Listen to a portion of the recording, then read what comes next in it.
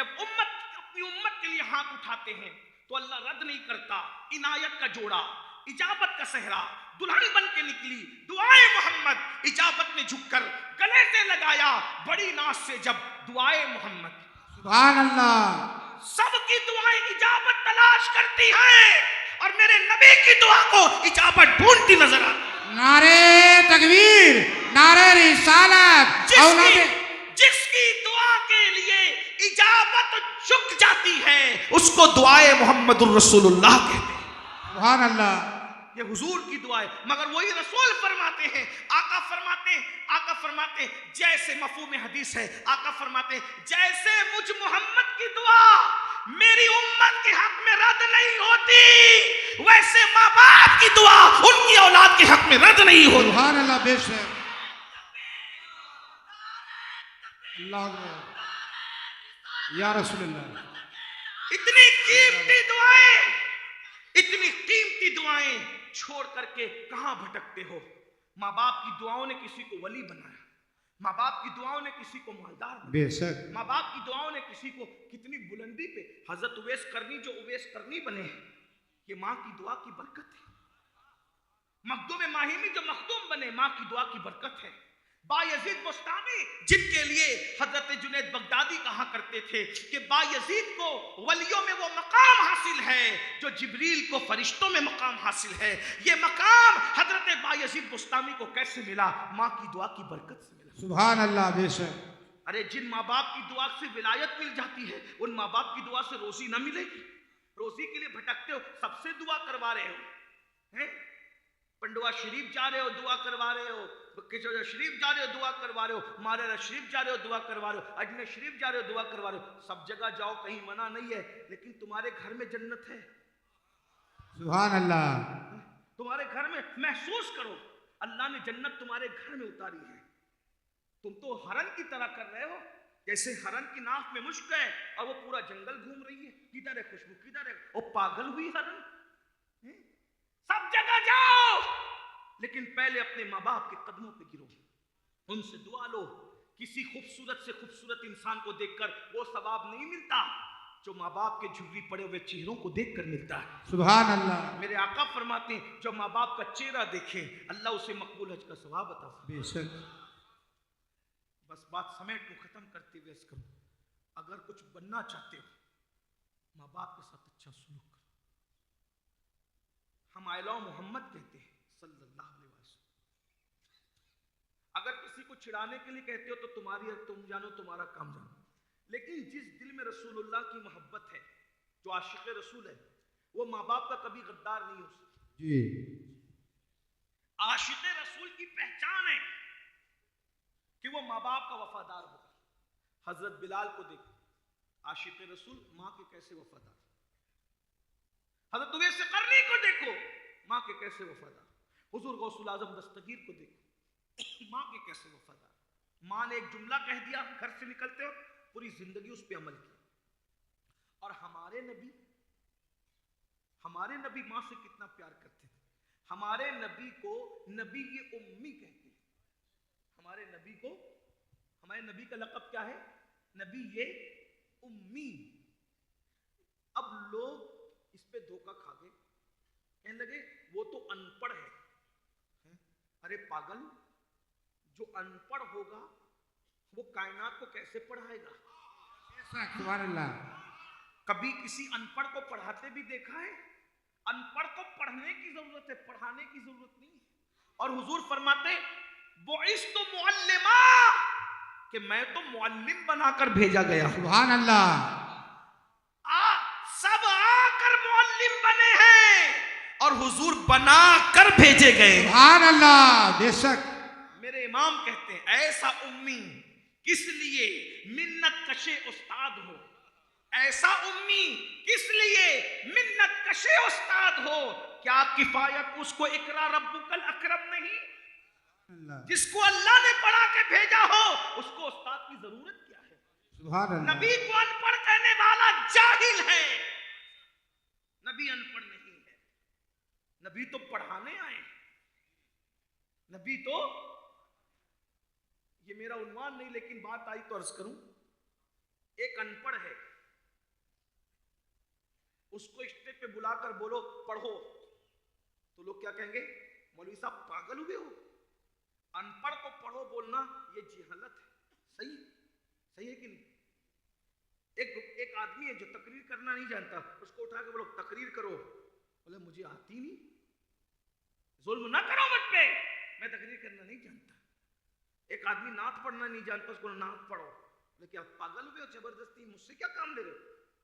सुनार का काम लोहार नहीं करते, लोहार का काम सुनार नहीं करते। ऐसे ही अब नबी पर जो पहली आयत आई, नबी पर पहली आयत कौन सी आई है? इकरा, मतलब पढ़ो। जो अनपढ़ हो उसको अल्लाह पढ़ने के लिए कैसे कहेगा? हैं? बताइए, इकरा बता रही है कि नबी अनपढ़ नहीं थे, जिब्रील के आने से पहले उन्हें पढ़ा लिखा करके भेजा गया था। सुभान अल्लाह। वो तो मौलिम बन करके आए थे ना, उन्हें मौलिम। तो बहरहाल बहस दूसरी तरफ जा रही है, लेकिन मैं क्या कह रहा हूं, हुजूर का लक़ब है उम्मी। अब इसके बहुत से माना है। उम्मी का एक माना बेपढ़े कायनात को पढ़ाने वाला, उम्मी का एक माना अल्लाह का डायरेक्ट शागिर्द, अर्रहमान वल्लमल कुरान वअल्लमका मा लम तकुन तालम व काना फज़लुल्लाहि अलैका अज़ीमा। उम्मी का एक माना, मक्के का नाम है उम्मुल कुरा। मक्के का क्या नाम है? बक्का उसका नाम, मक्का उसका नाम, बलद अमीन उसका नाम। तो मक्के का एक नाम क्या है? उम्मुल कुरा। तो जैसे इंदौर का रहने वाला इंदौरी, लखनऊ का रहने वाला लखनवी, तो जो उम्मुल कुरा में रहता है उसको क्या कहेंगे? उम्मी, यानी उम्मुल कुरा का रहने वाला। तो नबी उम्मी है ना, हुजूर मक्के में पैदा, उम्मुल कुरा में पैदा हुए। लेकिन उम्मी का एक माना और सुन ले, जो मुफस्सिरीन ने बयान किया, और उस पर बात पूरी होती है, तवज्जो करें। उम माँ को कहते हैं, माँ को कहते हैं, और उम्मी माँ वाला है। उम्मी मतलब माँ वाला। अब माँ वाले तो सभी हैं, आपका ध्यान है तो मैं बात करूंगा, वरना बात पूरी हो गई है ना। तो मेरी बात समझ में आ रही? हाँ, तवज्जो। ये इस उन्वान, ये इस महफिल की इख्तितामी गुफ्तगू है, लेकिन ध्यान से सुनना। हमारे नबी का आपने बहुत कुछ सुना सीरत का, ये पहलू भी सुने, हुजूर माँ से कितनी मोहब्बत करते। हुजूर को उम्मी इस बुनियाद पर भी कहा गया, माँ वाला। माँ वाला मतलब, अरे सभी माँ वाले, बिन माँ का कौन है? बिन बाप का तो कोई हुआ है, बिन माँ का आदम और हव्वा के सिवा कोई नहीं हुआ। हाँ, माँ से ही हुए, तो माँ वाले तो सब है। तो माँ वाले का मतलब क्या? असल में जिसको जिससे ज्यादा रग़बत और मोहब्बत करते देखते हैं तो कहते हैं, जिसको इल्म से ज्यादा मोहब्बत, तो क्या कहते हैं? जो रात दिन इल्म में घुसा रहता होता है, ये इल्म वाला है। जो तकवे में बहुत ज्यादा डूबा रहता है, तो क्या कहते हैं? तकवे वाला है। जो इंसान जिस चीज से रग़बत रखता है तो उसको क्या कहते हैं? ये वो वाला है, ये वो वाला है। तो जब नबी को सबसे ज्यादा माँ से प्यार करते देखा तो लोगों ने कहा, ये नबी ये उम्मी है, ये नबी तो माँ वाला है। सुभान अल्लाह। और नबी ने माँ से कितना प्यार किया, अब उसको सुन लीजिए। टाइम मेरा पूरा हुआ, लेकिन इजाजत है मैं बता दूं इस पे, नबी ने पाक ने माँ से कितना प्यार किया। नबी ने माँ से कितना प्यार किया। एक मर्तबा सहाबा किराम के दरमियान हुजूर तशरीफ फरमा थे, अल्लाह के रसूल जलवगर थे।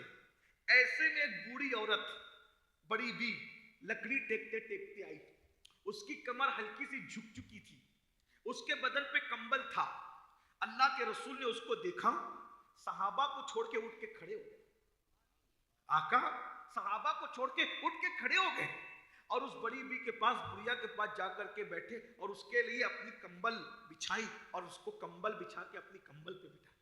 सहाबा ने ये मंजर देखा, हाय हाय क्या खुशनसीब खातून है जिसके लिए रसूल रहमत अपनी चादर बिछा रहे हैं और अपनी चादर पे उसको बिठा रहे हैं और गौर से उसकी बातें सुन रहे हैं। और जब तक वो बातें करती रही, हुजूर उसकी बातें सुनते रहे। वो खड़ी हो गई तो अल्लाह के सच्चे रसूल भी खड़े हो गए। जब वो जाने लगी तो साहबा ने पूछा, हमारे माँ बाप आप पे कुर्बान, ऐ करीम बंदा परवर आका, ये कौन खुशनसीब खातून है जिस पर इतना करम हो रहा है? आका फरमाते हैं, ये मेरी दूध पिलाने वाली माँ हलीमा सादिया है। सुभान अल्लाह। ये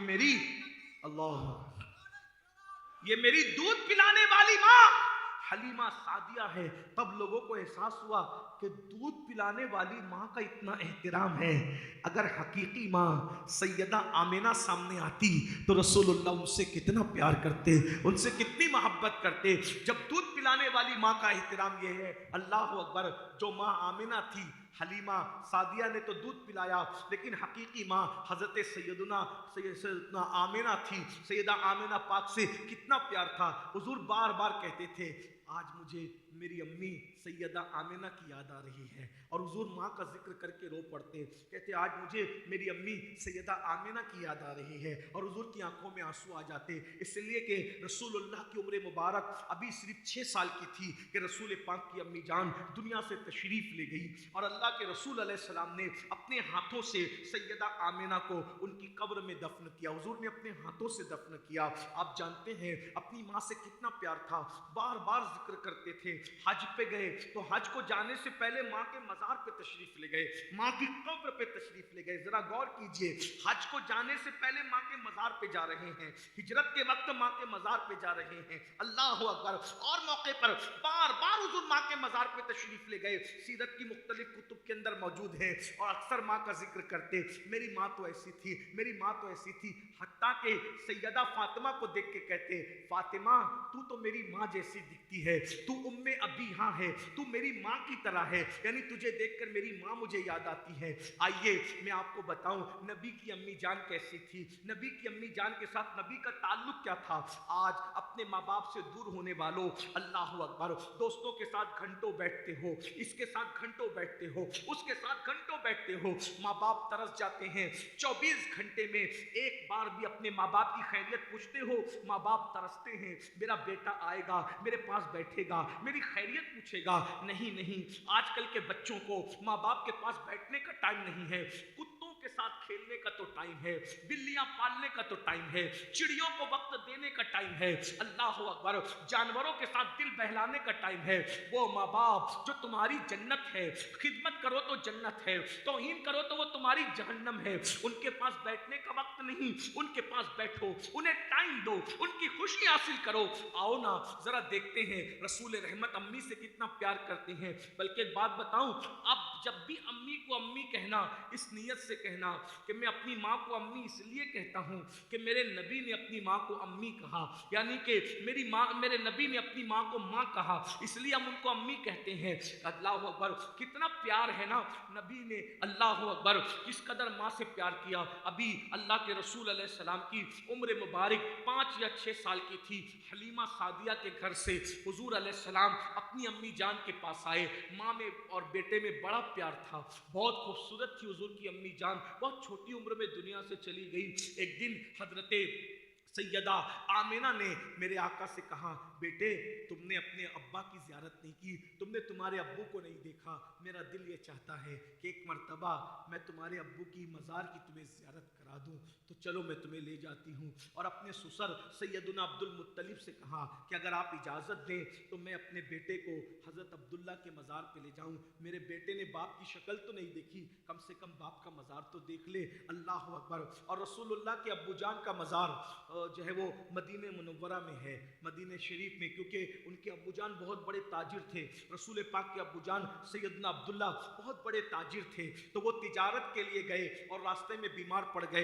तो उनके अब्बू का ननियाल पड़ता था मदीना शरीफ, उसका पुराना नाम यसरब है, लेकिन हम उसको यसरब नहीं कहते, अदब की वजह से मदीने मुनव्वरा कहते हैं, मदीना शरीफ कहते हैं, खालिस मदीना मदीना भी नहीं कहते। जब भी मदीने मुनव्वरा का नाम लो तो मदीना शरीफ कहो, मदीनतुल मुनव्वरा कहो, तैयबा पाक कहो, उसको खालिस मदीना मदीना न कहा करो बल्कि मदीना शरीफ कहा करो। फतावा रज़िया में सैयदी आला हज़रत इमाम अहले सुन्नत ने हमें तलकीन की, मदीना शरीफ कहो, बगदाद शरीफ कहो, अजमेर शरीफ कहो। जिस ज़मीन पे बुजुर्ग लोग रहते हैं, लोग अगरचे मजाक उड़ाने दो, दीवानों का मजाक न उड़ाएंगे तो किसका मजाक उड़ाएंगे। हम इश्क के बंदे हैं, इसलिए लोगों को देख करके जो है वो बात न बदलो। मैं तो अजमेर शरीफ जाता था और टीसी पूछता था कि कहाँ जा रहे हो, तो मेरे میرے دوست لوگ شرم کی وجہ سے کہتے تھے کہ یار یہ ٹیسری مسلمان نہیں ہے، اجمیر کہہ دو۔ میں نے کہا کسی مسلمان اور غیر مسلم کی وجہ سے ہم اپنی بولی کیوں بدلے؟ اجمیر شریف کہو تاکہ وہ بھی اجمیر شریف کہے۔ یاد رکھیے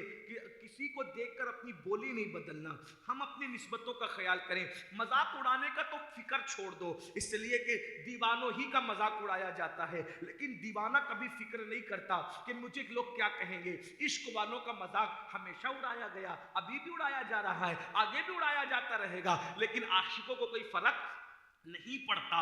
منافقوں نے صدیق اکبر کے عشق کا مذاق نہ اڑایا، فاروق اعظم کے عشق کا مذاق نہ اڑایا۔ بہرحال تو ہم مدینہ منورہ کو مدینہ منورہ کہتے یثرب نہیں کہتے۔ تو مدینہ منورہ میں حضور کے پیارے پیارے ابو جان سیدنا عبداللہ کا وصال ہو گیا اور وہیں پر آپ کو دفن کیا۔ اور اس کے بعد بتاؤں، آج سے چند سال پہلے جب مسجد نبوی کی توسیع ہونے لگی تو رسول اللہ کے ابو جان کا مزار مسجد کے اندر آ رہا تھا، تو سعودی حکومت نے یہ فیصلہ کیا کہ رسول اللہ کے ابو جان کا مزار نکال کر کے جو ہے وہ جنت البقیع میں جو ہے وہ منتقل کر دے۔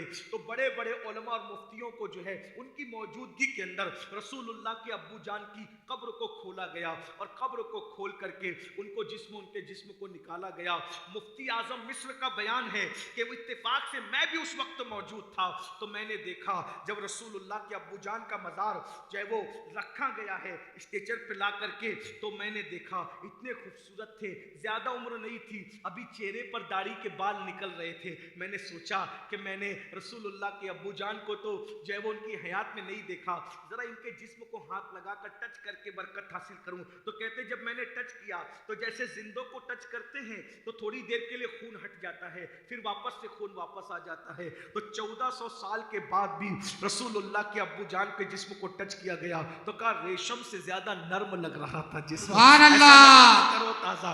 میں کہتا ہوں نبی کے یا رسول نبی کے ماں باپ کو کافر کہنے والوں کو سمجھ میں آنا چاہیے، کیا کافروں کا جسم بھی 1400 سال تک کے قبر میں محفوظ رہتا ہے؟ اور مولوی تیری جسم کو قبر کی ہڈیاں مٹی کھا جائے گی۔ کتنے لوگ ہیں جو مٹی میں مل گئے، لیکن نادان یہ نہیں دیکھتا ارے تیرا باپ مولوی ہو کر کے تیری قبر میں ہڈیاں پگھل گئی اور پگھل جائے گی، لیکن میرے نبی کے ابو جان کے جسم کو دیکھ، 1400 سال کے بعد بھی جسم صحیح سلامت ہے۔ کیا کافر ایسے ہوتے؟ کافروں کے جسم بھی صحیح سلامت ہوتے؟ ارے پاگلو، چوروں کے یہاں ولی پیدا نہیں ہوتا، چوروں کے یہاں ولی پیدا نہیں ہوتا، جواریوں کے یہاں ولی پیدا نہیں ہوتا، تو کافر کے گھر میں اللہ کا محبوب کیسے پیدا ہوگا؟ نعرہ تکبیر، نعرہ رسالت۔ ارے جب غوث پاک جیسے سید الاولیاء کو پیدا کرنا ہوا تو صالح کے گھر میں سید الاولیاء پیدا نہیں ہوا، بلکہ سید الاولیاء صالح نہیں ابو صالح کے گھر میں پیدا ہوا۔ جب سید الاولیاء کے لیے صالح نہیں چلتا بلکہ ابو صالح چاہیے، جب غوث پاک کے والد کے لیے اتنے متقی کا انتخاب کیا گیا تو سید الانبیاء کے والد کے لیے کیسے والد کا انتخاب کیا؟ نعرہ تکبیر، سالت، نعرہ حیدری۔ ہم تو یہ کہتے ہیں کہ باپ ہونے کے اعتبار سے حضرت عبداللہ کی طرح کوئی نہیں ہو سکتا۔ کیوں؟ کیونکہ کسی کا بیٹا غوث ہے، کتب ابدال صحابی ہے، لیکن اے سرکار عبداللہ تم پر میری جان قربان ہے، میری نسل قربان ہے، تمہارا شہزادہ تو اللہ کا محبوب ہے۔ نعرہ رسالت۔ حضرت عبداللہ اور آمنہ وہ ہیں، حضرت عبداللہ اور آمنہ وہ ہیں۔ توجہ، بات بہت الگ سمت میں نکل گئی اور ایسا لگ رہا ہے جیسے ابوا اور گنبد خضرا کی توجہ اس طرف ہو گئی۔ سبحان اللہ۔ عبداللہ اور آمنہ کو لوگ کیا جانے، عبداللہ اور آمنہ کو لوگ کیا پہچانے؟ جس کو عرش سے سلام آتا ہے، توجہ، جس کو عرش سے سلام آتا ہے وہ خدیجۃ الکبریٰ جس کی بہو ہے، وہ حضرت آمنہ اور حضرت عبداللہ ہے۔ سبحان اللہ۔ جس سیدہ فاطمہ کے لیے قیامت کے دن اعلان ہوگا، محشر والو گردنیں جھکا لو، آنکھوں کو بند کر لو، نبی کی بیٹی فاطمہ پلسرار سے گزر رہی ہے، جس کے لیے محشر والوں کی گردنیں جھکائی جائے گی، وہ سیدہ فاطمہ جس की पोती है उसको सरकार अब्दुल्ला और सरकार आमिना कहा। नारे तकबीर, नारे रिसालत, नारे हैदरी। अपने नबी के माँ बाप की अहमियत समझो। बल्कि मैं तो लोगों को कहता हूँ, जब मेरी दुआ कबूल होने में देर होती है तो मैं अल्लाह से कहता हूँ, वास्ता तुझे नबी के माँ बाप का। सुभान अल्लाह। नबी के माँ बाप नबी के माँ बाप हैं। मेरा दिल चाह रहा है कि मैं नबी के वालिदैन पे बहुत बातें करूं, लेकिन मैं बस इतनी बात पे बात पूरी करता हूं क्योंकि टाइम ज़्यादा हो रहा है और बहुत देर तक के सर्दी के मौसम में तकरीर करना लोगों की अपनी हाजतें होती है। एक बात सुन ले, हुजूर अलैहिस्सलाम की अम्मी जान से हुजूर को प्यार कितना था। तो हुजूर की अम्मी जान ने कहा, तो बात पूरी कर लूँ ना। हुजूर की अम्मी जान ने कहा, मेरे बेटे, हाय हाय हाय, हुजूर को कोई बेटा नहीं कह सकता, पूछो उलमा से, हैं वो सबके आका हैं, लेकिन जिसको बेटा कहने का हक है वो सैयदा आमिना है। बेशक, सुभान अल्लाह। वो सरकार आमिना आपके कदमों की बनाए लेती है दुनिया कि आप कैसी माँ है। जिसका हम कलमा पढ़ते हैं वो आपका बेटा है। हाय क्या शान है सरकार आमिना, अल्लाह अकबर। तो कहा, मेरे बेटे, मैं चाहती हूँ कि तुम्हारे बाबा के मज़ार पे तुम्हें ले चलूँ। और तुम्हारे दादा से इजाज़त ली। 3 लोग निकले मक्के से मदीने शरीफ चल। उस वक्त तो मदीना शरीफ नाम नहीं था, यसरब था। मैं वजाहत इसलिए कर रहा हूँ, कोई ये ना कहे कि मदीना शरीफ नाम तो बाद में पड़ा, वो उसको नाम यसरब। तो बहरहाल ये भी देख लें, तवज्जो, नबी के पहुंचने से पहले अब्बा जाकर आराम कर रहे हैं कि तुम यही आओगे मेरे लाडले, सुभान अल्लाह। तुम यही आओगे तो हम और तुम क़यामत तक साथ साथ आराम करें। हाय हाय। और जो जगह हमारे बुजुर्गों ने हमें बताई नबी के अब्बा जान के मज़ार की, वो रसूलुल्लाह के सरहाने हुजूर के कहाँ है? हाँ, पूरा बकी कदमों में सो रहा है और अब्बा को सरहाने रखा। अब तो वो मुंतकिल हो गया मज़ार, लेकिन बहरहाल जो जगह है वो उसकी निशानदेही की गई है। बहरहाल तो हुजूर की अम्मी जान ने कहा कि हम तुम्हें ज़ियारत कराएं तुम्हारे बाबा की मज़ार की ज़ियारत। और हज़रत उम्मे ऐमन ये हुजूर की अम्मी की कनीज़ थी। असल में ये कनीज़ थी हुजूर के अब्बू जान की, लेकिन जब हुजूर के अब्बू जान का विसाल हुआ तो ये कनीज़ हो गई हज़रत उम्मे ऐमन हुजूर की अम्मी की। और जब अम्मी का विसाल हुआ तो ये कनीज़ मिल गई किसको? हज़रत मुस्तफ़ा करीम सल्लल्लाहु अलैहि वसल्लम। उम्मे ऐमन का नसीब देखो, पहले कनीज़ थी हुजूर के अब्बू जान की, फिर कनीज़ बनी हुजूर की अम्मी जान की, फिर कनीज़ बनी रसूलुल्लाह की, फिर कनीज़ बनी सैयदा फातिमा की। सुभान अल्लाह। ये उम्मे ऐमन भी उम्मे ऐमन है, ये उम्मे ऐमन भी बड़ी बड़ी शान वाली खातून उम्मे ऐमन। हाय हाय। तो बहरहाल ये तीनों काफिला निकला और फिर मक्का शरीफ से मदीना शरीफ गए और हुजूर ने अपने अबू जान के मज़ार पर, अबू जान के मज़ार पे गए अपनी ज़ियारत कराने। यही तो कहूँगा, हुजूर अपने अबू जान को अपनी ज़ियारत कराने के लिए गए। हुजूर की अम्मी जान ने जो है वो अपने शोहर का मज़ार देखा, बहुत रोई। जवानी का आलम था, बहुत छोटी उम्र थी, कोई बड़ी उम्र नहीं थी हुजूर की अम्मी जान की, और जवानी में बेवा हो गई। हुजूर अपनी माँ के शिकम में सिर्फ 2 महीने के थे, तब हुजूर के अब्बू जान का विसाल हो गया। तो बहुत बड़ी शायरा भी थी, शेर कहना जानती, शेर कहने की सलाहियत थी। तो अपने शौहर की शान में शेर कहने लगी और सदमा ताज़ा हो गया। तकरीबन 6 साल के बाद, विसाल के 6.5 साल के बाद पहुंची थी, सदमा ताज़ा हो गया। और जब मदीना मुनव्वरा से वापस पलटने लगी मक्का शरीफ की तरफ, तो अब्वा के मकाम पर बर्दाश्त नहीं हुआ सदमा, बीमारी बढ़ गई। जब बीमारी बढ़ गई तो सरकार आमना ने हज़रत उम्मे ऐमन से कहा, उम्मे ऐमन अब मुझसे चला नहीं जाता, कोई छोटे से टीले पे क़याम कर लेते हैं। और जब छोटे से टीले पे क़याम के लिए रुके तो वो अब्वा का मकाम था, वहाँ चादर बिछा दी गई, पत्थर का सरहाना अम्मी के सरहाने रख दिया गया और हुजूर अपनी माँ के पास बैठ गए। हुजूर की अम्मी जान हुजूर को देखती और रोती, देखती और रोती, इसलिए कि वो जान रही थी कि ये मेरा आखिरी दीदार है। और हुजूर की अम्मी जान का विसाल किस शान से हुआ, हुजूर सरहाने बैठे और अम्मी हुजूर को देख रही है, और हुजूर को सिर्फ देख नहीं रही है बल्कि हुजूर की नाक पड़ रही है। हुजूर की पैदाइश के बाद जिसने सबसे पहले हुजूर की नात लिखी है उसे सैयदा आमिना के हैं। और क्या नात लिखी, मुझे सब अशार तो याद नहीं, जिसको पढ़ना है इमाम कुस्तलानी की किताब में पढ़ ले, लेकिन मैं उसका मफ़हूम पढ़ रहा हूँ, मुझे वो अशार याद नहीं। कि वो कहती हैं कि नसीहत, मेरे बेटे کبھی بتوں کے قریب مت جانا. کیا کہتی؟ کبھی بتوں، یہ مشرک ہے، یہ کافر ہے، کبھی بتوں کے قریب مت جانا. میں تجھے اللہ کے بھروسے سونپتی، میں تجھے اللہ کے سپرد کرتی ہوں. اور پھر اس کے بعد شعر کہتی ہے ہر نئی چیز پرانی ہو جائے گی. شعر ہے کس کے؟ سرکار آمنہ کی. آپ کو بہت سے نعت کو یاد ہے، سب سے پہلے جس نے نعت لکھی ہے وہ نبی کی امی ہے. یہ نعت یاد نہیں، یہ نعت یاد نہیں. ان کو کافر کہتے ہو؟ شرم نہیں آتی لوگوں کو؟ ان بزرگوں کو کافر کہتے ہو جو نبی کی نعتیں لکھ رہے لوگوں کے لکھنے سے پہلے؟ نبی کی پیاری امی جان تو کہتی ہے ہر نئی چیز پرانی ہو جائے گی، ہر نئی چیز پرانی ہو جائے گی، ہر عروج کو زوال آئے گا، ہر بلندی پستی میں چلی جائے گی، ہر مشہور کو بھلا دیا جائے گا.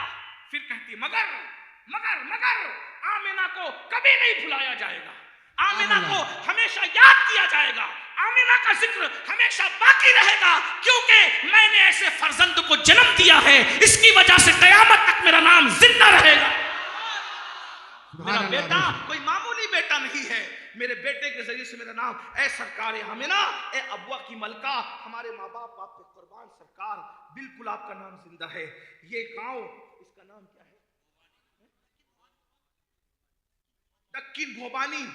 یہ اس دور میں تھا یا نہیں تھا مجھے نہیں پتا، لیکن آج اس بھوبانی کے اندر نبی کی اماں جان کا ذکر ہو رہا ہے. سبحان اللہ. ملکہ ابوا کا ذکر ہو رہا ہے. آپ نے سچ کہا تھا، اے ابوا کی ملکہ، اے میرے نبی کی پیاری امی جان، تمہاری نالین پہ ہمارے ماں باپ قربان، ہماری آل اولاد قربان، ہماری جانیں قربان، ہمارا جسم قربان، ہماری روح قربان. سرکار آمنہ بالکل آپ کا ذکر زندہ رہے گا. اور امین القادری جیسے لوگ اگر مر جائیں تو بھی اس کے بعد ہزاروں لوگ پیدا ہوں گے جو آپ کی بارگاہ میں خراج عقیدت پیش کرتے رہیں گے. آپ کہتی ہے میرا نام قیامت تک ہمیشہ زندہ رہے گا کہ میں نے ایسے بیٹے کو جنم دیا ہے جس کے چہرے کی روشنی اللہ اکبر دلوں کو لبھاتی ہے، جس کے چہرے کا نور اللہ اکبر دلوں کو زندگی بخشتا ہے. بہرحال حضور علیہ السلام کی امی جان یہ نعت پڑھ رہی ہے اور روتی جا رہی ہے. حضور امی کو روتے دیکھ کر خود بھی رو رہے ہیں. یہ آخری ملاقات ہے نبی کی اپنی امی جان سے. ہائے ہائے ہائے، حضور رو رہے ہیں، امی جان رو رہی ہے. ایسے میں روتے روتے ایک آخری ہچکی آتی ہے اور نبی کی امی جان ہچکی لے کر کے ان کی روح نکل جاتی ہے، سر ڈھلک جاتا ہے، سر ڈھلک گیا. حضور روتے ہیں، امی کو دیکھتے، امی چپ ہو گئی، امی جان چپ ہو گئی. تو سرکار اپنی امی کو کہتے امی امی اٹھو، ابھی تھوڑی دیر پہلے جو آپ کہہ رہی تھی نا کہو، یعنی جو نعت پڑھ رہی تھی اور پڑھو. تو ایمن نے سینے سے چمٹا لیا اور چمٹا کے کہا شہزادے تمہاری امی اب دنیا سے چلی گئی ہے. جو دنیا سے چلے جاتے ہیں وہ بولا نہیں کرتے. میں نے سوچا ایمن تم نے منع کیوں کیا؟ تو فوراً میرے دل نے کہا ابھی اللہ کو پردہ منظور تھا، اگر دوسری مرتبہ نبی ماں کو کہہ دیتے ماں بولو تو نبی کی ماں بول پڑتی. سبحان اللہ.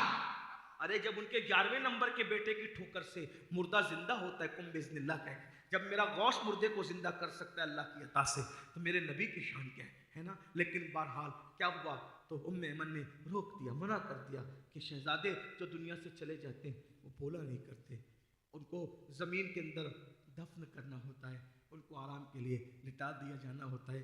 کیا شان ہے سرکار آمنہ کی. نبی نے اپنے ہاتھوں سے 6 سال کی عمر میں اپنی ماں کی قبر کھودی، اپنی ماں کی قبر. ہائے، یہ ماں کے ساتھ پیار ہے، نبی محبت ہے. کسی کی قبر صحابہ نے کھودی، کسی کی قبر اولیاء نے کھودی، کسی کی قبر انبیاء نے بھی کھودی، لیکن سید الانبیاء 6 سال کی عمر میں جس کی قبر اپنے ہاتھ سے کھودتے ہیں وہ ایک خوش نصیب ہستی ہے جسے سیدہ طیبہ طاہرہ نبی کی پیاری پیاری امی جان سیدہ آمنہ کہا جاتا ہے. اور پھر جب قبر خود گئی تو ایمن کی مدد سے رسول اللہ نے اپنی ماں کو اپنے ہاتھوں سے ان کی قبر میں اتارا. اور قبر میں اتارنے کے بعد جب مٹی برابر کر دی گئی تو مٹی برابر کرنے کے بعد رسول اللہ صلی اللہ علیہ وآلہ وسلم کی امی جان کی قبر جب ابوا میں بن گئی تو سرکار کا ہاتھ پکڑا اور ایمن نے کہا شہزادے چلو، کیونکہ ایمن کو میرے آقا کی امی جان نے کہا تھا ایمن میری امانت کو سنبھال کر لے جانا، ابوا سے سنبھال کے مکے لے جانا اور ان کے دادا کے سپرد کر دینا. ایمن نے رسول اللہ کا ہاتھ پکڑا اور ہاتھ پکڑ کر کہا چلو. اب ذرا تصور میں لائیں ابوا کی زمین کو، کہا چلو تو جیسے کہا چلو، میرے آقا نے شان معصومیت سے پوچھا، ام ایمن میری امی، میری امی۔ ام ایمن نے روتے ہوئے کہا شہزادے تمہاری امی اب ہمارے ساتھ کبھی نہیں آئے گی، تمہاری امی اب ہمیشہ یہیں رہے گی، تمہاری امی کا مقام یہی، تمہاری امی یہیں رہے گی۔ تو ام ایمن کا بیان ہے، بزرگوں نے فرمایا حضور نے ام ایمن کا ہاتھ چھڑایا اور ٹیلے کی طرف کچھ تیزی سے گئے۔ جب ام ایمن گئی تو کیا دیکھا، حضور ماں کی قبر پہ لپٹ کر رو رہے ہیں۔ ماں سے محبت دیکھو، ماں کی قبر پہ لپٹ کے رو رہے ہیں اور موٹے موٹے آنسو قبر پہ نچھاور ہو رہے ہیں۔ اور سرکار کہتے ہیں امی تمہیں تو پتہ ہے نا کہ تمہارے سوا دنیا میں میرا کوئی نہیں ہے، اور تم بھی مجھے چھوڑ کر چلی گئی، امی تم بھی مجھے چھوڑ کے دنیا سے چلی گئی۔ اتنا کہنا تھا، ام ایمن رو پڑی، اور رونے کے بعد ام ایمن کا بیان ہے کہ ام ایمن نے حضور کو اٹھایا، اٹھا کر کے جب لے کر کے گئی تو ام ایمن کہتی ہے میں جب حضور کو لے کے جا رہی تھی، حضور ماں سے محبت اتنی تھی کہ پلٹ پلٹ کر ماں کی قبر کو دیکھ رہے، روتے جا رہے تھے اور پلٹ پلٹ کر ماں کی قبر کو دیکھ رہے تھے۔ حتیٰ کہ جب میں نے ان کو اپنی سواری پر اپنی اونٹنی پہ بٹھایا تو میں دیکھتی تھی جیسے وہ ابوا سے دور جاتے ویسے پلٹ پلٹ کر دیکھتے، ایسا لگتا تھا ابھی ماں لوٹ کر آئے گی، ابھی ماں لوٹ کر آئے گی۔ مگر یہ قدرت کا قانون ہے، یہ قدرت کی سنت ہے، جو دنیا سے چلے جاتے ہیں کبھی لوٹ کے نہیں آتے۔ پھر نہیں پتا کہ ام ایمن نے رسول اللہ کے آنسوؤں کو کیسے خشک کیا، کیسے پہنچا، اور حضور علیہ السلام نے اپنے آنسوؤں کو کس طریقے سے اس پہ صبر کیا۔ لیکن اتنا ضرور ہے کہ زندگی کے ہر موڑ پہ نبی ماں کو یاد کرتے رہے، یاد کرتے رہے، یاد کرتے رہے، یاد کرتے رہے۔ ایک بار کا واقعہ ہے کہ مسجد نبوی میں اللہ کے رسول بیٹھے ہوئے، مغرب کی نماز ہو گئی، عشاء کی نماز کا انتظار ہے۔ ایسے میں اللہ کے رسول عشاء کی نماز کے انتظار میں ہیں، صحابہ بھی انتظار میں ہیں، اور صحابہ کی عادت تھی کہ جب حضور موجود ہوتے تو حضور کے رخ انور کو تکا کرتے، دیکھا کرتے۔ وہ جانتے تھے حضور کو دیکھنے سے بڑی کوئی عبادت نہیں۔ صحابہ حضور کو دیکھ رہے تھے، حضور کی آنکھوں میں چپ کے آنسو آ رہے تھے اور داڑھی شریف پر نچھاور ہو رہے تھے، موٹے موٹے آنسو حضور کی آنکھوں میں تھے۔ صحابہ نے دیکھا حضور رو رہے، وہ صحابہ کرام تھے آقا کی تکلیف کو اپنی تکلیف سے بڑھ کر سمجھتے تھے، حضور کی خوشی کو صلی اللہ علیہ وآلہ وسلم اپنی خوشی سے بڑھ کے سمجھتے تھے۔ سب کچھ قربان تھا رسول اللہ صلی اللہ علیہ وآلہ وسلم کی ذات پر۔ جب آقا کو روتے ہوئے دیکھا صحابہ تڑپ گئے، حضور کے قریب آئے، حضور کو چاروں طرف سے گھیر لیا۔ آقا ہمارے ماں باپ قربان آپ پہ، آپ کیوں رو رہے ہیں آقا؟ رونے کی وجہ کیا ہے؟ نوجوانوں بس تصور کر، آج ماں باپ ہے ان کی قدر کر لو، جب یہ نعمت چھین لی جائے گی، ماں باپ جب قبروں میں ہمیشہ کے لیے نیند سو جائیں گے، تم انہیں یاد کرو، حضور نے یاد کیا، تم نہ یاد کرو، انہیں ڈھونڈو گے، تمنا کرو گے کہ خواب میں ان کی زیارت ہو جائے، لیکن اس وقت تو خواب میں بھی وہ نہیں دکھیں گے۔ آج ستا لو جتنا ستا رہے ہو، کل خواب کو بھی ترس جاؤ گے۔ آج ان کو راضی کر لو، آج ان کو راضی کر لو، وقت ہے، نعمت ہے۔ ان کی موت کی تمنا مت کرو، ان کی لمبی عمر کی دعا کرو، ان کے ہاتھوں کو چومو، انہیں اچھے اچھے کھانے کھلاؤ، انہیں اچھے اچھے کپڑے پہناؤ، ان کو اپنے قریب رکھو، ان کے قریب رہو، ان پہ سب کچھ قربان کرو۔ ایک دن تم دنیا کی آگ سے 70 درجہ زیادہ تیز، یہ جو دنیا کی آگ ہے اس سے 70 درجہ زیادہ اس میں حرارت ہے، اس میں تیزی ہے۔ اللہ فرماتا ہے اس آگ کا ایندھن لکڑی نہیں ہے، اس آگ کا ایندھن کوئلہ نہیں ہے، بلکہ اللہ ارشاد فرماتا ہے اس آگ کا جو جہنم کی آگ ہے وہ انسانوں سے جلتی ہے، وہ انسانوں سے بھڑکائی جائے گی، وہ پتھروں سے بھڑکائی جائے گی۔ اللہ کے رسول صلی اللہ علیہ وآلہ وسلم جہنم کی آگ کو بیان کرتے ہوئے ارشاد فرماتے ہیں 1000 سال تک اللہ نے جب جہنم کی آگ کو بھڑکایا ہے تو وہ سرخ ہو گئی، یعنی لال ہو گئی۔ ذرا غور فرمائیں، عورتیں چولہا سلگاتی ہیں تو حرارت کا عالم کیا ہوتا ہے، ہم چولہا جلاتے ہیں تو حرارت کا عالم کیا ہوتا ہے۔ جس جہنم کو 1000 سال تک اللہ نے بھڑکایا ہو، اللہ کی طاقت کا اندازہ کرو، اللہ کی قوت کا اندازہ کرو جس اللہ نے 1000 سال تک جہنم کی آگ کو بھڑکایا ہو، اس جہنم کی آگ کی حرارت کا عالم کیا ہوگا، اس کی تیزی کا عالم کیا ہوگا۔ اللہ کے سچے رسول صادق و مصدوق مصطفیٰ جان رحمت صلی اللہ علیہ وآلہ وسلم ارشاد فرما رہے ہیں 1000 سال تک کی جہنم کی آگ کو بھڑکایا گیا، وہ سرخ ہو گئی، وہ لال ہو گئی، فرماتے ہیں پھر مزید 1000 سال تک یعنی 2000 سال تک بھڑکایا گیا، وہ سفید ہو گئی، پھر فرمایا 1000 سال اور یعنی 3000 سال تک جب اس کو بھڑکایا گیا تو وہ کالی ہو گئی، وہ سیاہ ہو گئی۔ اب جہنم کی آگ میں کوئی روشنی نہیں ہے، جہنم کی آگ میں کوئی اجالا نہیں ہے۔ اللہ اکبر، جس پہ پتھر ڈالے جائیں تو پگھل جائیں، جس پہ پہاڑ ڈالے جائیں تو پگھل جائیں۔ ذرا غور کریں میرے بھائیوں، اور اگر بہنیں بھی موجود ہیں، مائیں بھی موجود ہیں، ان سے میں توجہ چاہتا ہوں۔ اللہ اکبر، جس کے پہاڑ پگھل جائیں گے، جس کے پہاڑ پگھل جائیں گے، اس میں ہمارے جسم کا کیا ہوگا؟ ہمارا جسم تو دنیا کی آگ سے بھی جل جاتا ہے، ہمارا جسم تو دنیا کی آگ سے بھی پگھل جاتا ہے۔ یہ دنیا کی آگ سے 70 درجہ زیادہ تیز و ترار وہ جہنم کی آگ، اللہ اکبر، جو آگ اللہ اللہ ایسی دردناک اور خطرناک آگ ہے جس پہ پہاڑ پگھل جائیں، اللہ اکبر، اس پہ ہمارے جسم کا کیا بنے گا؟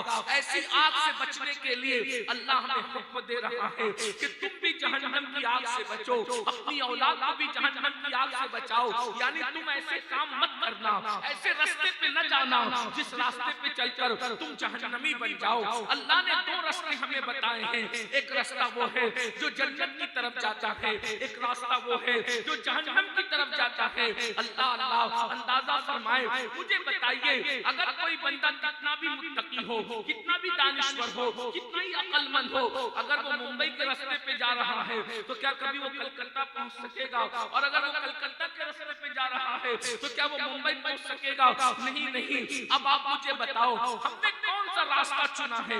ہم نے کون سا راستہ چنا ہے؟ اللہ اکبر، ہم نے کون سا راستہ چنا ہے؟ یہاں جتنے بیٹھے ہوئے ہیں میں تو دعا کرتا ہوں صرف یہ بیٹھے ہوئے نہیں بلکہ اللہ میرے آقا کی پوری امت کو جنت عطا کرے، اس لیے کہ اگر اللہ محبوب کی ساری امت کو جنت دے تو ہمارا بگڑتا کیا ہے؟ اس کے کرم کی بات ہے۔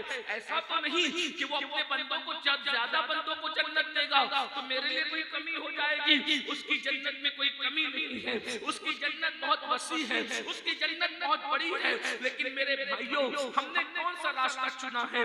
سب جنت کے متلاشی ہیں، سب جنت سے محبت کرتے ہیں، سب جنت میں جانا چاہتے ہیں، مگر جنت میں جانے کے لیے راستہ تو کوئی چننا پڑے گا۔ راستہ کون سا چنا ہے؟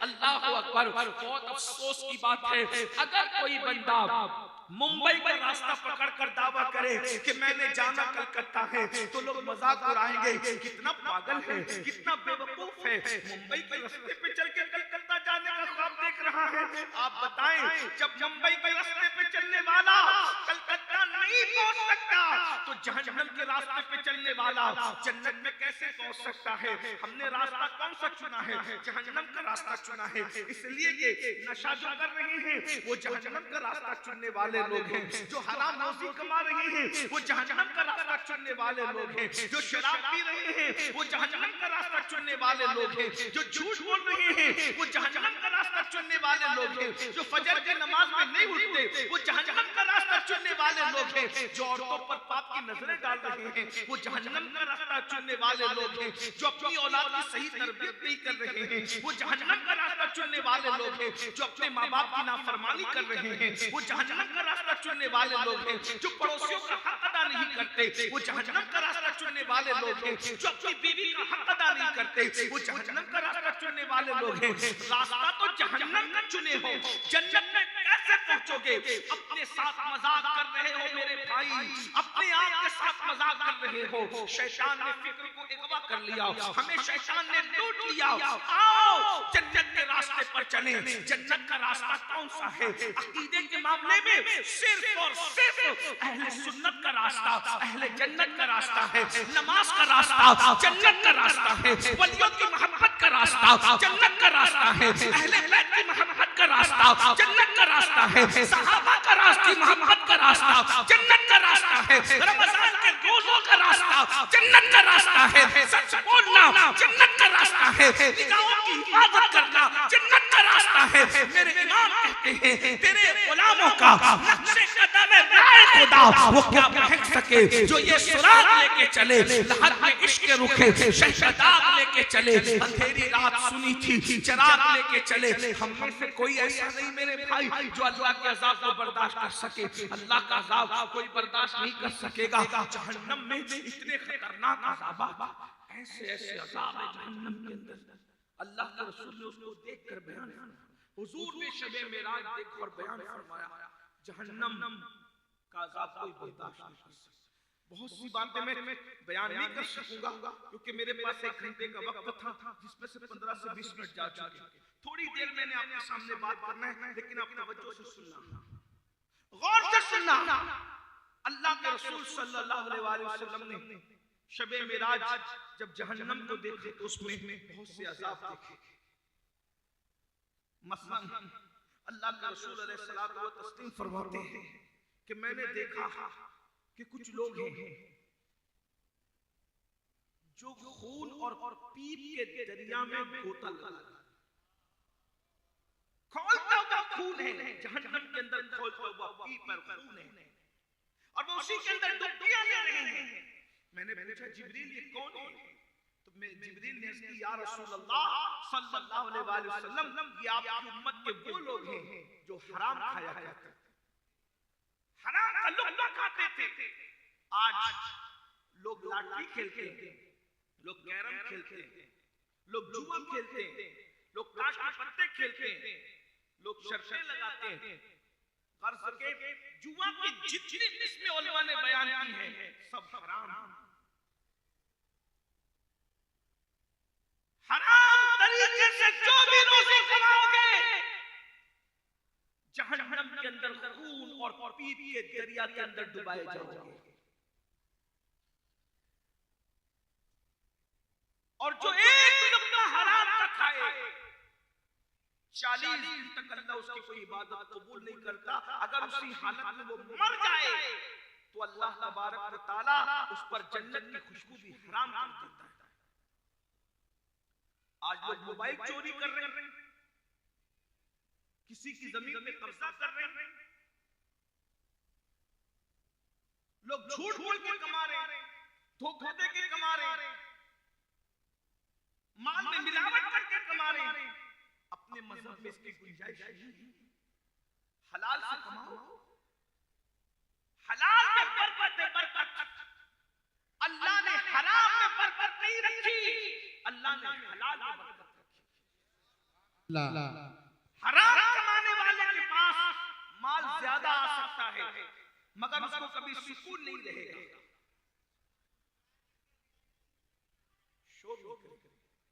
کتنی اچھے سے سب پورا مجمع سن رہا ہے، یہ چند بھائی شور کر رہے ہیں۔ سن لو بھائی، تھوڑی دیر سن۔ اتنی محنت سے ہزاروں لوگ آپ جمع کرتے ہو، ایک دو آدمی چلا کر کے پورے محفل کا مزہ کیا رکھا۔ کوئی بات اطمینان سے سن، میں بیٹھے ایک بار سب درود شریف پڑھ لو۔ اللہم سیدنا مولانا محمد وعلی آل سیدنا وعلی آل سیدنا مولانا محمد۔ مذہب حلال ہمارے لیے لازم ہے، طلب الحلال فریضۃ علی کل مسلم۔ ہر مسلمان پہ حلال کا طلب کرنا فرض ہے، حلال میں برکت ہے۔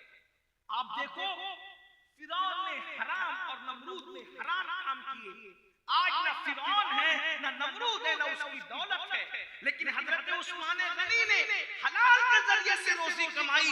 عثمان غنی دنیا سے چلے گئے مگر حضرت عثمان کی دولت آج بھی دنیا کے اندر موجود ہے۔ سبحان اللہ، بے شک۔ آپ جب تکبیر، نعرہ رسالت، نعرہ حیدری۔ آپ جب مدینہ منورہ جاتے ہو تو حضرت سیدنا सैयदना उस्मान गनी ने जो उनके माल से जो हरम के लिए बिल्डिंगें वक्फ की गई है, आज भी लिखा हुआ है कि हजरत उस्मान की तरफ से ये बिल्डिंग हरम के लिए वक्फ है। यानी दौलत उस्मानी आज भी मौजूद है। सच्चाई से कमाओ, दयानतदारी से कमाओ, हलाल से कमाओ, थोड़ी देर में तरक्की होगी, लेकिन ऐसी तरक्की होगी कि वो तरक्की कभी खत्म नहीं होगी। हराम के जरिए से जल्दी जल्दी तरक्की होगी, लेकिन उसके बाद आपको सुकून नहीं मिलेगा। हराम जितनी तेजी से आता है उतनी तेजी से चला जाता है। इसलिए हलाल हमेशा बाकी रहने वाला है, हराम हमेशा बाकी रहने वाला नहीं है। इसलिए मेरे आका सल्लल्लाहु अलैहि वसल्लम ने फरमाया, जहन्नम के अंदर मैंने पूरा पीप के दरिया में हराम खाने वालों को डूबते देखा, उनको डुबकियां लेते देखा। उसके बाद मेरे आका और तुम सबके आका और मौला मुस्तफा जान रहमत मालिक के कौनैन सल्लल्लाहु अलैहि वसल्लम इरशाद फरमाते हैं, मैंने क्या देखा कि कुछ लोग हैं जो जिनके नाखून लोहे के हैं, लोहे के नाखून हैं, और लोहे के नाखून से वो अपने चेहरों को जो वो नोच रहे हैं, अपने सीनों को नोच रहे हैं। अल्लाह अकबर। आप अंदाजा करें, अगर किसी के नाखून हो और नाखून हमारे अपने नाखून होते हैं, हम उससे खुजा लेते हैं तो कितनी तकलीफ होती है, जख्म हो जाता है। लेकिन इन नाखून की बजाय, इंसानी नाखून की बजाय अगर किसी के नाखून लोहे के हो जाएं, किसी के नाखून जो है लोहे के हो जाएं, तांबे के हो जाएं, पीतल के हो जाएं, और वो अपने मुंह को नोचे, अपने सीने को नोचे, उसका क्या बनेगा? अल्लाह अकबर। सहाबे किराम रिदवानुल्लाहि ताला अलैहिम अजमईन ने ये सुना तो हैरान रह गए। और जब मेरे आका ने फरमाया ये मंजर मैंने देखा तो मैंने जिब्रील से पूछा, ऐ जिब्रील ये कौन लोग हैं? तो जिब्रील अमीन ने किया, या रसूल अल्लाह, ये आपकी उम्मत के वो लोग हैं जो दुनिया के अंदर चुगलखोरी किया करते थे, यानी अंदर की बात उधर लगाया करते थे और लोगों की गीबत किया करते थे, यानी पीठ पीछे लोगों की बुराई बयान किया करते थे। अल्लाह अकबर। आज ये दोनों चीजें हमारे दरमियान आम हैं। पहले औरतें गीबत करती थी, अब मर्द भी गीबत करते हैं। पहले औरतें चुगलियां करती थी, अब मर्द भी चुगलियां करते हैं। इधर की बात उधर लगाना, इसको चुगली कहते हैं। अल्लाह के रसूल सल्लल्लाहु अलैहि वसल्लम इरशाद फरमाते हैं, चुगलखोरों पर अल्लाह ने जन्नत की खुशबू भी हराम कर दी है, जो इधर से सुन के उधर लगाते हैं, उधर से सुन के इधर लगाते हैं, मुसलमानों में जुदाई पैदा करते हैं, मुसलमानों में इख्तिलाफ पैदा करते हैं, मियां बीवी में इख्तिलाफ पैदा किया जा रहा है चुगलखोरी की वजह से। भाई भाई में दूरियां पैदा की जाती है चुगलखोरी की वजह से।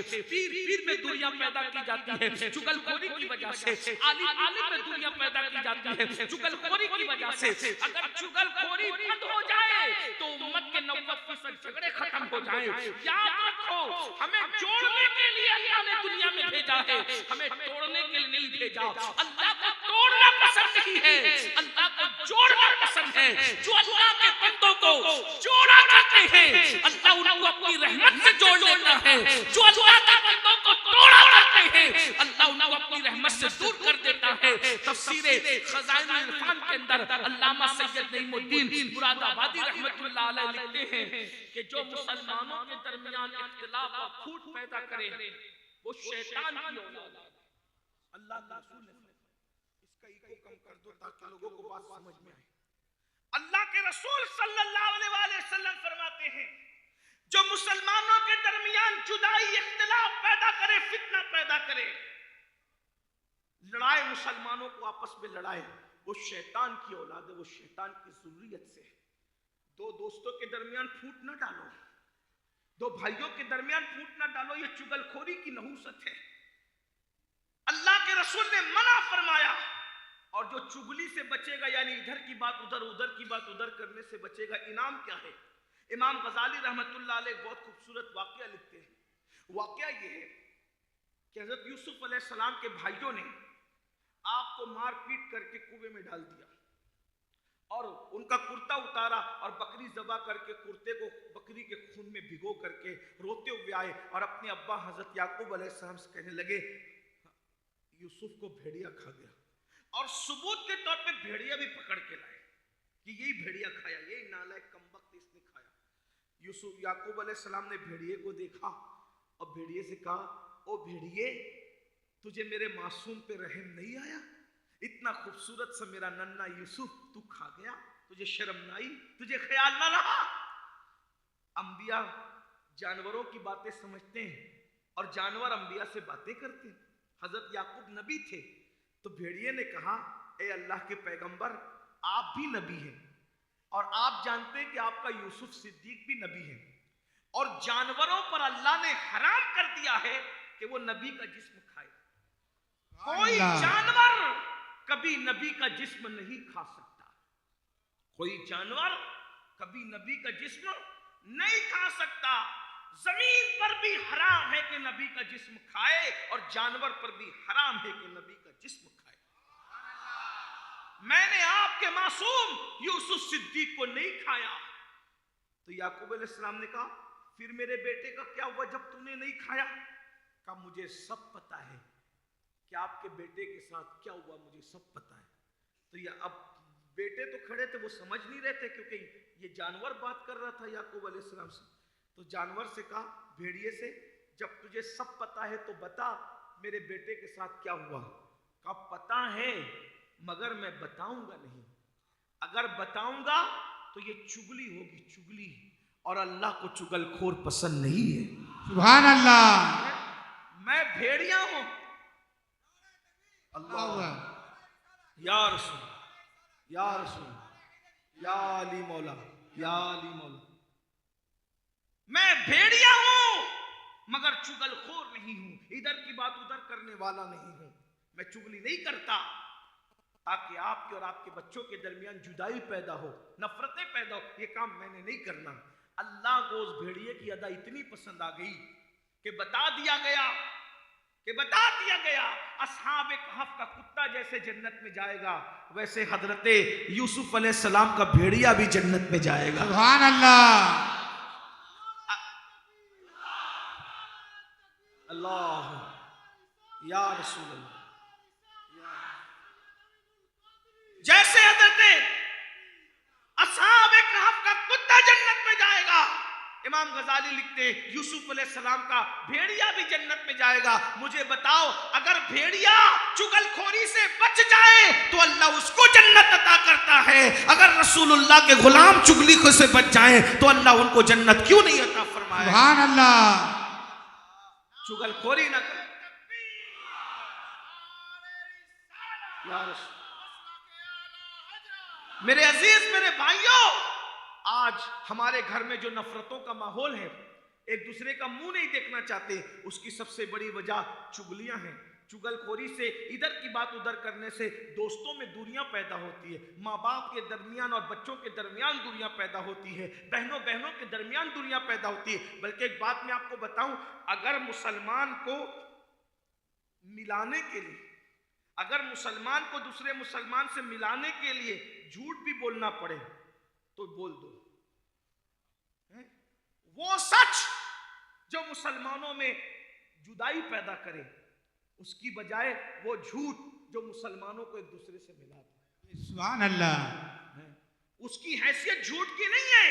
جیسے دو دوست لڑ رہے ہوں اور آپس میں لڑ رہے ہوں تو تیل ڈالنے کے لیے یہ نہ کہو ہاں وہ تو تیری برائی کرتا تھا، یہ کیوں کہتے ہو، دور ہو جائیں گے. اس سے بہتر یہ کہو یار تو اس کے بارے میں غصے میں ہے، وہ تو تیری بڑی تعریف کرتا ہے، تیرے پیٹ پیچھے محبتوں کا اظہار کرتا ہے. ملا دو. اللہ کو ملانا، جو دو مسلمانوں کو آپس میں ملاتے ہیں اللہ ان کو احد پہاڑ سونا خیرات کرنے سے زیادہ ثواب عطا فرماتا ہے. سبحان اللہ. لوگ تو میاں بیوی میں نفرت ڈالنے کے لیے قصے کرتے ہیں، جھوٹ کرتے ہیں. آج ہر گھر میں آگ لگی ہوئی ہے. چگلی پہ کنٹرول کرو. اور پھر غیبت بزدل لوگ کرتے ہیں. غیبت بزدل لوگ کرتے ہیں. غیبت کیا ہے؟ غیبت یہ ہے کہ کسی کے پیٹ پیچھے اس کے بارے میں ایسی بات کرنا کہ اگر اس کے سامنے کہی جائے تو اس کا دل دکھے. یہ غیبت کیا ہے؟ الغیبت اشد من الزنا، کہ زنا سے بھی برا کام ہے غیبت کرنا. پیٹ پیچھے کسی کی برائی مت کرو، بلکہ حدیث پاک میں آیا ہے جو کسی کی برائی کرتا ہے، غیبت کرتا ہے، گویا وہ اپنے مرے ہوئے بھائی کا گوشت کھاتا ہے. قیامت کے دن ان کے سامنے مردہ بھائیوں کا گوشت رکھا جائے گا. لوگ کھاؤ. کھا سکو گے اپنے مرے ہوئے بھائی کا گوشت؟ ہے کسی میں ہمت مردہ بھائی کا گوشت کھانے کی؟ مگر غیبت کرنے والوں کو ان کے مردہ بھائی کا گوشت کھلایا جائے گا. کیوں غیبت کرتے ہو؟ شیطان نے تمہیں غیبت میں مبتلا کر دیا۔ دنیا دار تو دنیا دار ہم دیکھ رہے ہیں جنہیں مذہب کے ٹھیکیدار ہونے کا دعویٰ ہے، آج وہ طبقہ بھی شیطان کا اہل کار بنا۔ مسجد میں بیٹھ کے غیبتیں ہو رہی ہے، مدرسوں میں بیٹھ کے غیبتیں ہو رہی ہے، جلسوں کے اندر غیبتیں ہو رہی ہے۔ ارے اتنا کہنا کسی کے پیٹ پیچھے کہ اس کی آستین تو بڑی لمبی تھی، بزرگوں نے کہا یہ بھی غیبت میں شمار ہو سکتا ہے، اس کی ناک تو بڑی چپٹی ہے، یہ بھی غیبت میں شمار ہو سکتا ہے، اس کا کرتا تو بڑا لمبا ہے، یہ بھی غیبت میں شمار ہو سکتا ہے، اس کا قد تو بڑا ناٹا ہے، یہ بھی غیبت میں شمار ہو سکتا ہے۔ اور غیبت زنا سے بدتر ہے، اور غیبت کرنے والوں کو بھی جنت کی خوشبو بھی نصیب نہیں ہوگی۔ بہت اتراتے ہو جنتی ہونے پر، رسول اللہ نے اعلان کر دیا غیبت کرنے والوں کو جنت کی خوشبو بھی نصیب نہیں ہوگی۔ اللہ اکبر۔ امام حسن بصری کہا کرتے تھے کہ جو کسی کی غیبت کرتا ہے اپنی نیکی اس کے نامہ اعمال میں ڈالتا ہے اور اس کا گناہ اپنے نامہ اعمال میں لیتا ہے، یعنی اپنی نیکی تم کر رہے ہو، ٹرانسفر کسی اور کے کھاتے میں کر رہے ہو، اور اس کا گناہ اپنے نامہ اعمال میں لے رہے ہو۔ تو امام حسن بصری کہتے تھے اگر میں کسی کی غیبت کرتا تو اپنے ماں باپ کی غیبت کرتا۔ کیوں؟ تاکہ میری نیکیاں میرے ماں باپ کے نامہ اعمال میں چلی جائیں، مگر چونکہ غیبت کرنا حرام ہے تو میں ماں باپ کی بھی غیبت نہیں کر سکتا، کیونکہ غیبت کرنا حرام ہے۔ ذرا غور کریں، آج غیبت عام ہو رہی ہے، کسی کے پیٹ پیچھے، میں کہتا ہوں کسی کے پیٹ پیچھے کسی کی بات کرنے سے اچھا ہے کہ اتنی دیر تک ہم کلمہ شریف پڑھ لیں، اتنی دیر تک ہم درود شریف پڑھ لیں۔ آج ہمارے چہروں پہ نور کیوں نہیں ہے؟ غیبت کی وجہ۔ مشرکوں کے منہ میں اور مسلمانوں کے منہ میں کتنا فرق ہے، ذرا دیکھو اپنا منہ آئینے میں جا کے دیکھو۔ ایک دور وہ تھا کہ لوگ مسلمانوں کے چہرے دیکھ کے مسلمان ہوتے تھے، آج ہمارے چہرے پہ وہ رونقیں نہیں ہیں، مومنانہ رونقیں نہیں ہیں۔ کاسمیٹک آئٹم استعمال کر رہے، خوبصورت داڑیاں رکھ رہے، خوبصورت ٹوپیاں پہن، لیکن وہ رونق نہیں ہے جو کبھی حضور غوث الاعظم دستگیر کے چہرے پہ دیکھی گئی، سبحان اللہ، جو کبھی سرکار غریب نواز کے چہرے پہ دیکھی گئی، جو کبھی امام اعظم کے چہرے پہ دیکھی گئی، جو حضرت محبوب الہی کے چہرے پہ دیکھی گئی۔ میرے بھائی اپنے وقت کا صحیح استعمال کرو۔ اور کتنی بڑی بات کہہ دی گئی کہ غیبت زنا سے بری چیز ہے۔ زنا سے بچتے ہو تو غیبت سے کیوں نہیں بچتے؟ اور ایک بات یہ بھی، لوگ اتنے متقی ہو گئے، سو کال متقی، کہ ساری غیبت کرنے کے بعد آخری میں کہتے اللہ توبہ، ہم غیبت کرنے کے لیے تھوڑی کہہ رہے تھے، ہم تو ایسی بات بتانے کے لیے کہہ رہے تھے۔ تو اگر پیشاب کو شربت کہہ کے پیو گے تو کیا وہ پیشاب شربت ہو جائے گا؟ ساری غیبت کہہ کے بھی آخری میں کہتے ہو کہ ہم تو غیبت نہیں کر رہے تھے۔ عورتوں کی عادت خاص طور پہ پوری رات بیٹھ کے غیبتیں کرے گی اور کہے گی اللہ توبہ استغفار، ہم تھوڑی غیبت کرنے والے لوگ ہیں، اللہ ہم کو بھی معاف کرے، اس کو بھی معاف کرے، ہم نے تو ایک دوسرے کو بتانے کے لیے کہا۔ اپنے زمانے کی رابعہ بننے والیوں، اس طریقے کے جھوٹ اور مکر سے کام نہیں چلتا۔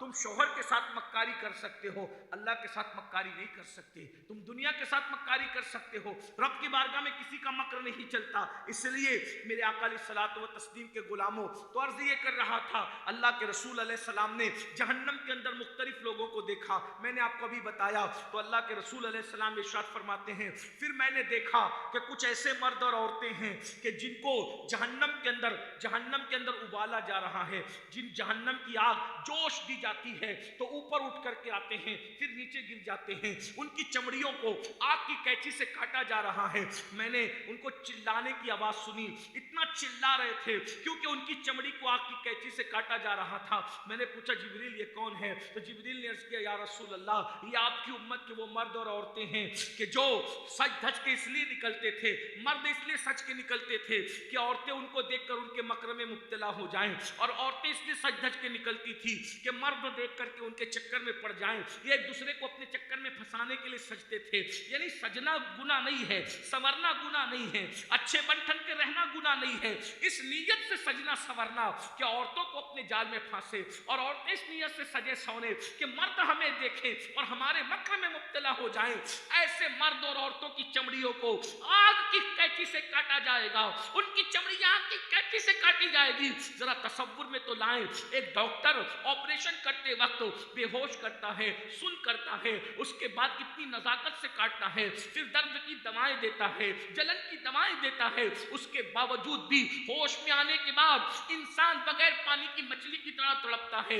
جب جب جہنم کی آگ کی قینچی سے کسی کا جسم کاٹا جائے گا، نہ بے ہوش کیا جائے گا، نہ درد کی دوا ہوگی، نہ کوئی سن کیا جائے گا، اس وقت تو تڑپنے کا عالم کیا ہوگا۔ سجدے سے کس نے منع کیا؟ لیکن شادیوں میں اس لیے بن سنور کے جاتے ہو تاکہ لڑکیوں کو اپنے چکر میں پھانس لو، لڑکیاں اس لیے بن سنور کے جائیں تاکہ مردوں کو اپنی طرف مائل کریں، یہ اپنے مذہب کی تعلیم نہیں۔ اس کے بعد اللہ کے سچے رسول صادق و مصدوق مصطفیٰ جان رحمت صلی اللہ علیہ وآلہ وسلم فرماتے ہیں، میں نے دیکھا کہ جہنم کے اندر آگ کے درخت ہیں۔ اللہ کے رسول فرماتے ہیں جہنم کے اندر آگ کے درخت ہیں، اور آگ کے درختوں پر آگ کی شاخیں ہیں، اور آگ کی شاخوں پر لوگ الٹے لٹکے ہوئے ہیں۔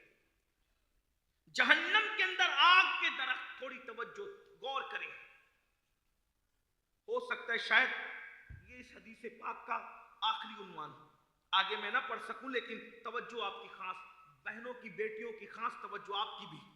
جہنم کے اندر آگ ہی آگ ہے، اس میں آگ کے درخت ہیں، آگ کی شاخیں ہیں، اور آگ کی شاخوں میں کچھ انسان ہیں جو الٹے لٹکے ہوئے ہیں۔ میں نے پوچھا جبریل یہ کون ہے؟ تو جبریل امین عرض کرتے یا رسول اللہ یہ آپ کی امت کے وہ لوگ ہیں جو اپنے ماں باپ کا دل دکھایا کرتے تھے، جو اپنے ماں باپ کی نافرمانی کیا کرتے تھے، اپنے ماں باپ کو تکلیف پہنچایا کرتے تھے، ماں باپ کے سامنے اونچی آواز سے باتیں کیا کرتے تھے، ماں باپ کے سامنے چلا چلا کر باتیں کیا کرتے تھے، ماں باپ کو ڈانٹا کرتے تھے، ماں باپ کو ستایا کرتے تھے۔ آج آپ دیکھیے اللہ اکبر، رسول پاک صاحب الاولاد مالک کونین شہنشاہ دارین مصطفیٰ جان رحمت صلی اللہ علیہ وآلہ وسلم نے ساری چیزوں کو کھول کھول کر کے بیان کر دیا، اور بھی جہنم کا مشاہدہ بیان کیا۔ لیکن یہاں رک کر میں پوچھنا چاہتا ہوں، یہ جن گناہوں کا میں ذکر کر رہا ہوں کیا ہم لوگ اس میں مبتلا نہیں ہیں؟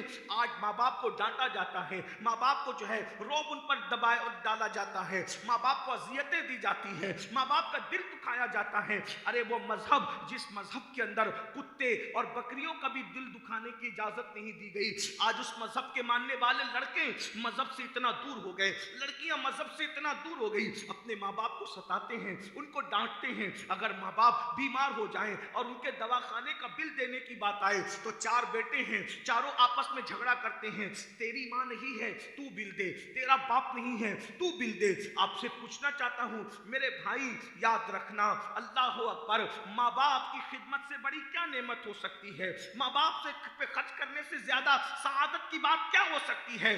مسجد بنانے میں اتنا ثواب نہیں ملتا، مدرسے بنانے میں اتنا ثواب نہیں ملتا، جلسوں میں چندہ دینے میں اتنا ثواب نہیں ملتا، کسی پر خرچ کرنے میں اتنا ثواب نہیں ملتا۔ سب سے زیادہ ثواب اگر کسی چیز میں ملتا ہے تو ماں باپ پہ خرچ کرنے میں ملتا ہے۔ ماں باپ پہ خرچ کرنے کا جو اجر ہے وہ کسی نیکی کا اجر نہیں بتایا گیا، یعنی کہیں بھی خرچ کرو وہ ثواب نہیں ملے گا۔ اللہ سے جب پوچھا گیا کہ کس میں خرچ کریں، اپنے مال کو کس میں خرچ کریں، تو اللہ نے پہلے نمبر پہ فرمایا تمہارے ماں باپ پہ خرچ کرو، سب سے پہلے نمبر پہ تمہارے ماں باپ ہے۔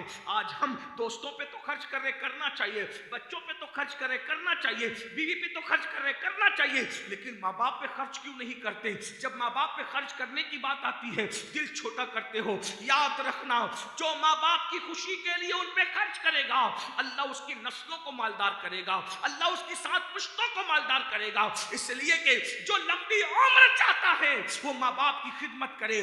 آپ جانتے ہیں اللہ کے رسول، سچے رسول، صادق و مصدوق مصطفیٰ جان رحمت صلی اللہ علیہ وآلہ وسلم فرماتے ہیں ماں باپ کی خدمت کرنے والے کی عمر صرف 3 دن رہ جاتی ہے، ماں باپ کی خدمت کرنے والے کی عمر صرف 3 دن بچتی ہے، تو ماں باپ کی خدمت کی برکت سے اللہ اس 3 دن کو کبھی 3 سال بڑھا دیتا ہے۔ سبحان اللہ۔ کوئی ڈاکٹر عمر نہیں بڑھا سکتا، بڑے سے بڑا ڈاکٹر عمر نہیں بڑھا سکتا، بڑے سے بڑا عالم تعویذ دے کر عمر نہیں بڑھا سکتا، لیکن یہ ماں باپ کی خدمت ہے۔ اگر مرنے میں صرف 3 دن بچے ہیں تو ماں باپ کی خدمت کی برکت سے اللہ 3 دن کی عمر کو 3 سال تک بڑھاتا ہے۔ اگر خدمت اور زیادہ ہے تو صرف 3 سال نہیں بلکہ اللہ 30 سال تک بھی بڑھا دیتا ہے۔ اور پھر میرے آقا فرماتے ہیں، اللہ کے سچے رسول فرماتے ہیں، فقی ابو اللہ سمرقندی اس حدیث کو لکھ رہے ہیں، حوالہ بھی نوٹ کرتے جائے، ایسے نہیں سمجھے کہ میں یوں ہی کہہ رہا ہوں، یوں ہی نہیں کہہ رہا ہوں۔ इतने बड़े फकीह इमाम उल-फुक़हा फ़िक़्ह हनफी की जब तारीख मुरत्तब होती है तो फ़कीह अबुल्लैथ समरकंदी के बगैर मुकम्मल नहीं होती। वो अजीम हस्ती है फ़कीह अबुल्लैथ समरकंदी रज़ी अल्लाह ताला अन्हु इरशाद फरमा रहे, लिख रहे हदीस पाक कि 3 दिन की उम्र 3 साल में बदल जाती है और कभी खिदमत ज्यादा होती है तो 3 साल 30 साल तक पहुंच जाते हैं। और अगर कोई अपने माँ बाप को सताता है, तकलीफ पहुंचाता है, दिल दुखाता है, अजियत पहुंचाता है और उसकी उम्र 30 साल होती है तो अल्लाह 30 साल को घटा के कभी 3 साल कर देता है। और बदतमीजी करता है तो वो 3 साल भी 3 दिन में तब्दील हो जाते हैं और इंसान जल्दी दुनिया से चला जाता है।